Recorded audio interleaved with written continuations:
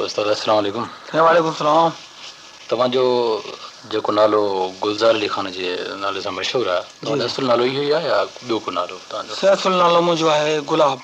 गुलाब। जी साईं। पोइ हीउ तंहिंखां नालो? पोइ मां पंहिंजे मुर्शिद जो मुरीद थियुसि। मेहदी शाह मुंहिंजो मुर्शिद आहे। जी। उन नालो रखियो गुलज़ार अली। अच्छा, उन रखियो इहो? जी। इहो कहिड़ी उमिरि में तव्हांजो नालो बदिलाईं? साईं नालो हिन उमिरि में मां 10 साल जी उमिरि। 10 साल जी उमिरि में? जी ॻाल्हियूं अथम के तो सां दिल बर दिल जूं चवा चई न सघा सौ जनम ते से सुणी हाल हमल जो को दोस्त दिला सोने न त हाणे ही अॻिते मियां वींदे मुंहुं मरी करे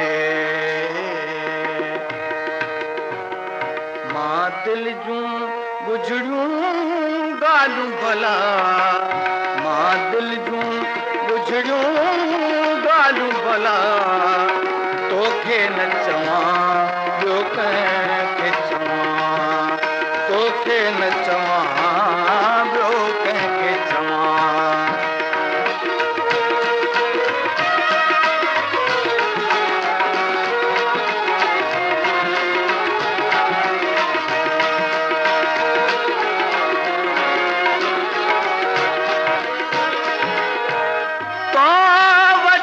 हुजत जी जाए न का तो वट न हुजत जी जाए न का चौके सां भला है सूर सया दर्दन जी हकीकत माहे लगा दर्दन जी हकीकत माहे लगा तोखे न चवां ॿियो कंहिंखे चवां तोखे न चवां ॿियो कंहिंखे चवां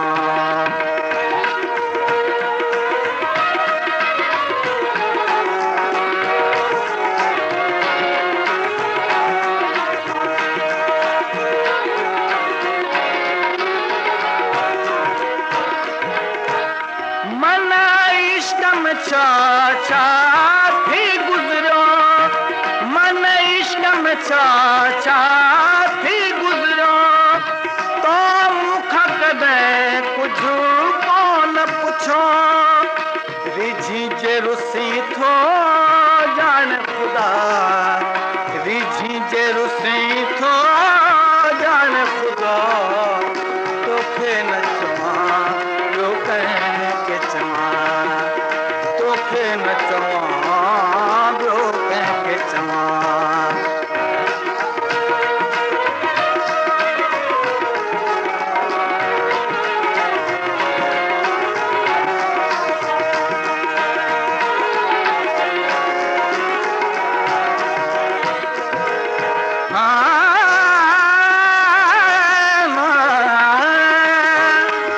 मोटिया मिठा सजण सारे थो घणो आए कोन जीबतूं ॾाढा ॾींहं ॾिठा तालिब तुंहिंजे तलब में सवे सूर सठा कुर्ब में कथा थी रहूं रातूं ॾींहड़ा